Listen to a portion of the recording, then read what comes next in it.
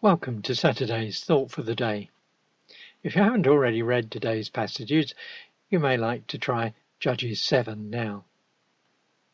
Well, Gideon is amazingly successful in raising an army. Too successful, really. A total of 32,000 turned out in response to Gideon's call. Gideon's hopes must have been sky high for a change. Here's a real chance for us, for me, to send the Midianites packing.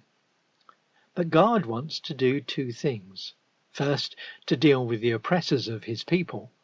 But secondly, to show the people and Gideon that it's not us or me, but God who is doing it, and that he can be trusted. So the army is whittled down to just 300, to confront an army spread out like locusts. God is still so patient with Gideon. He so knows Gideon's heart. He even suggests that if he still has any misgivings, he's to get into the enemy camp that night and listen.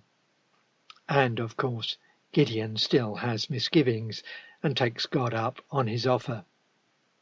He realizes that God has already sown fear in their minds, and when the time comes to attack with blazing lights and crashing pots and shouts, the enemy are only too ready to kill each other in the confusion of a moonless Palestinian night.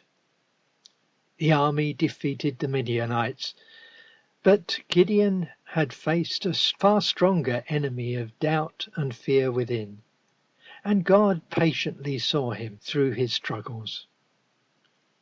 A prayer. Father, you know I'm so like Gideon, even at my best. Help me to follow you despite my hang-ups. Amen. God is awesome. He gives power and strength to his people.